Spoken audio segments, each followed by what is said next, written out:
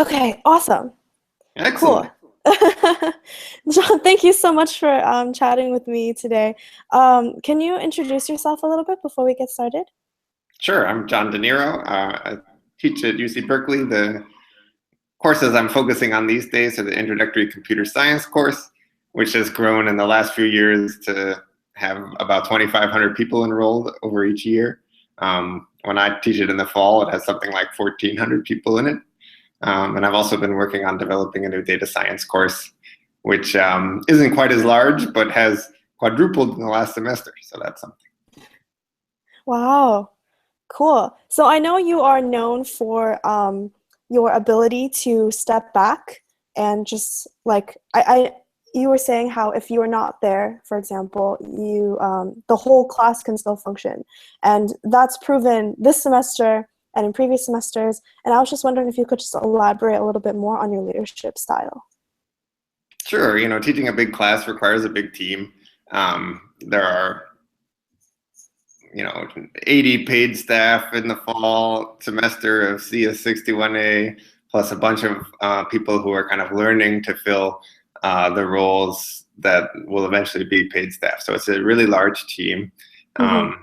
A big part of leadership of that team is just making sure that we get the right people involved, which isn't just picking the right people, but helping make sure that we develop people over the course of the years so that after they take the class, they spend some time teaching the class in some capacity. And if that goes well and they enjoy it and the students like working with them, then we give more and more responsibility. Mm-hmm.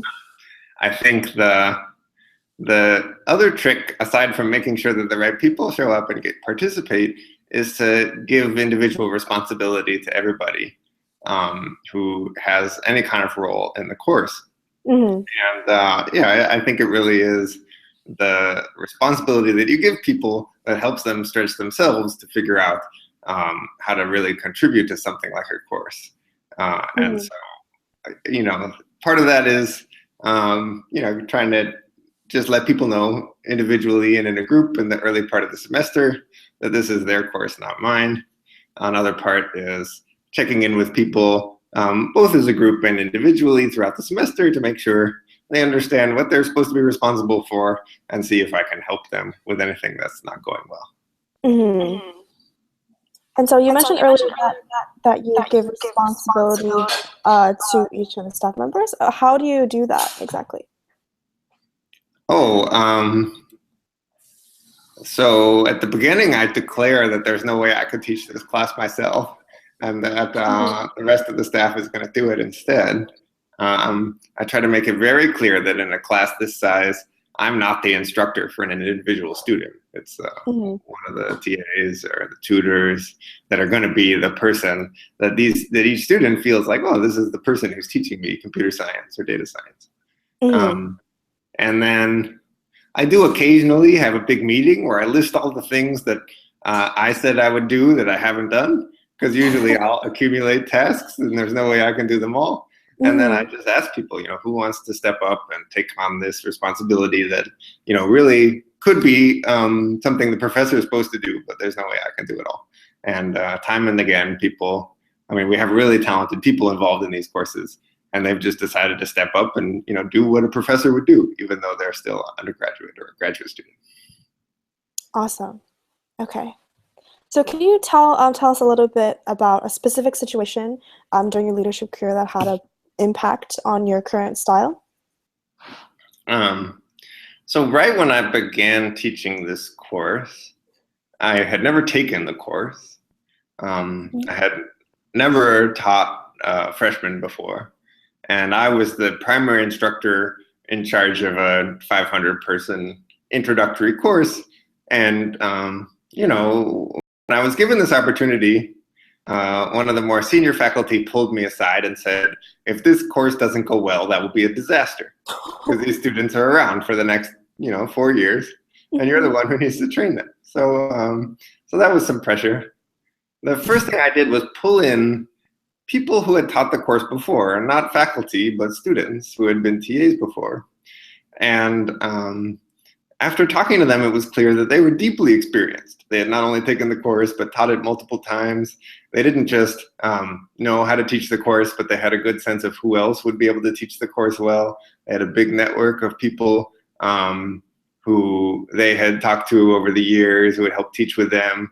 And so they actually were able to help me with hiring decisions and course planning decisions and course development, all the stuff that an instructor is supposed to do.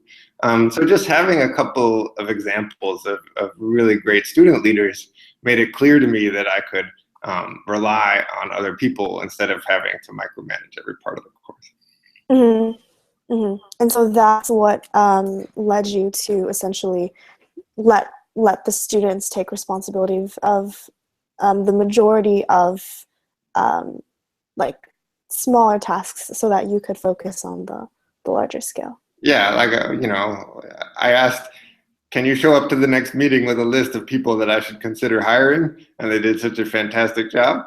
And then I said, here's some project that I want to do. Here's like a general sketch. Why don't you try something out and let me know how it goes?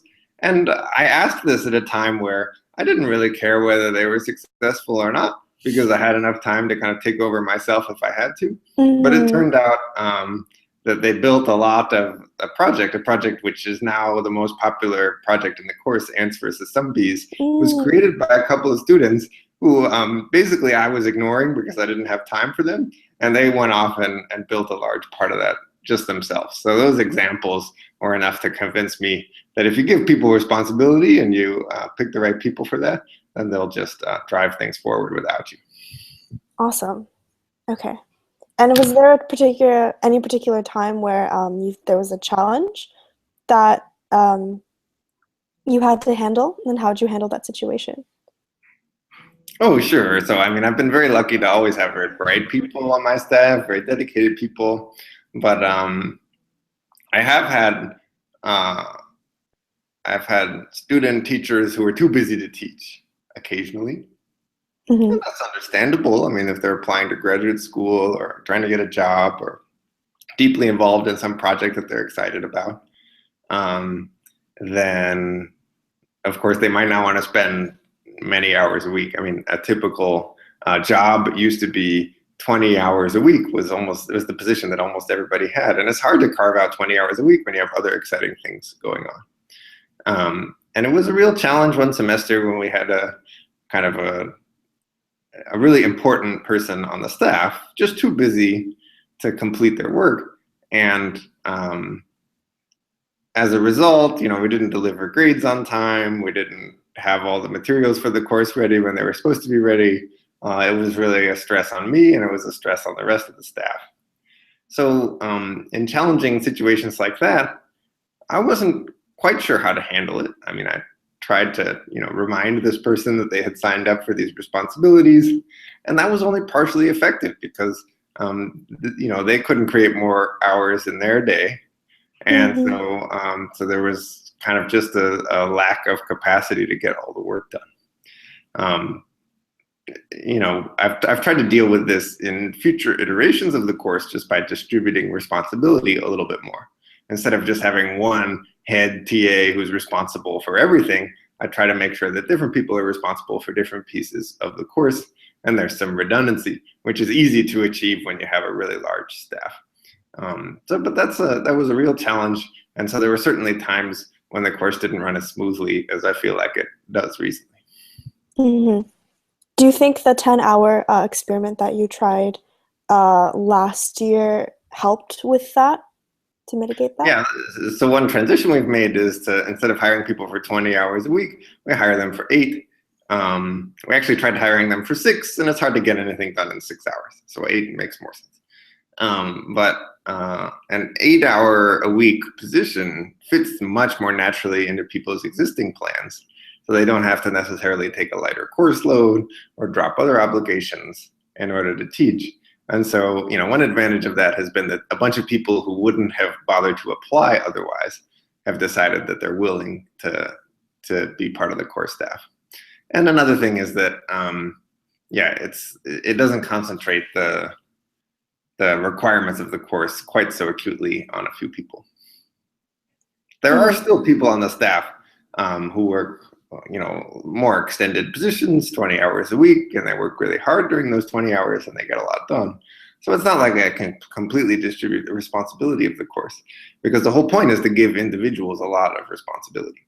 But I think it does help to make sure that there are several people involved and not just one single point of failure. Mm-hmm. Okay. And just out of curiosity, has your style changed from 61A to Data 8? Because I think that's like your first, second time teaching the course. I run the course in a similar way. Mm-hmm. When I'm building a new course, I just try to lead by example a lot. So I try to show what it's like to write a new homework or write a new lab or create a video explaining how to solve a homework. For the first iteration of each of these, I try to do it myself, just so that everybody has a reference point. When they take on the responsibility for doing that in the future, they at least have some example to refer to that they know is kind of according to my standards and what I'm looking for because I did it. So I've spent a lot more time doing that for the new course, Data 8, than I do in the computer science course, which is more mature, and I kind of already did my portion of the development, and there's plenty of examples out there. So at this point, in that more mature course, the students can just build a new piece, and they have plenty of examples to work from. I see. And is there any leader that you really admire and like really draw inspiration from? Yes. So I spent 4 years at Google, Mm-hmm. and there were many leaders at Google who were extremely effective, but all the way to the top.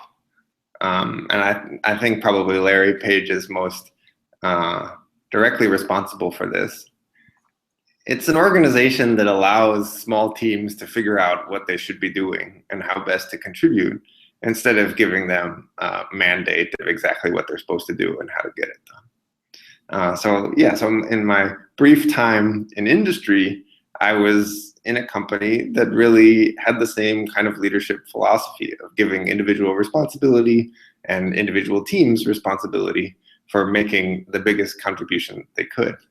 And it works pretty well for Google, works pretty well for my class, so I think it's generally a good way to go.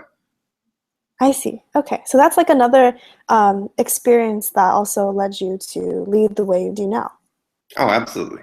And it's much more formalized within Google than it is within a university to help train leaders to be effective. And oftentimes that training involves just helping people set their own goals, helping people understand what the kind of mission of a particular group is, and then allowing them to take responsibility for fulfilling that mission in whatever way they see fit. Mm-hmm. Okay, cool. And just a final question. What are you doing now to ensure that you continue to grow and develop as a leader? And how might that help other people as well? I still try to take on new challenges. I think that's important in developing myself as a person. So when I had the opportunity to try to build a new data science course, I jumped at that. Now I'm thinking about taking the opportunity to build an online course, which I haven't done before, but I think we're in a good position to do. And by taking on ambitious new challenges and bringing some of the people who I've worked with along with me in that, I think that's kind of the best way to discover, what is it that we don't know how to do yet, and how can we learn together how to do it. Mm-hmm. Okay, cool. Sounds good. Thank you so much for your Sure thing. time. I really, really appreciate it. Okay, my office hours are starting, so I should run. Oh, okay. Okay, sounds good. Thanks so much again. Talk to you soon. Bye. Bye-bye.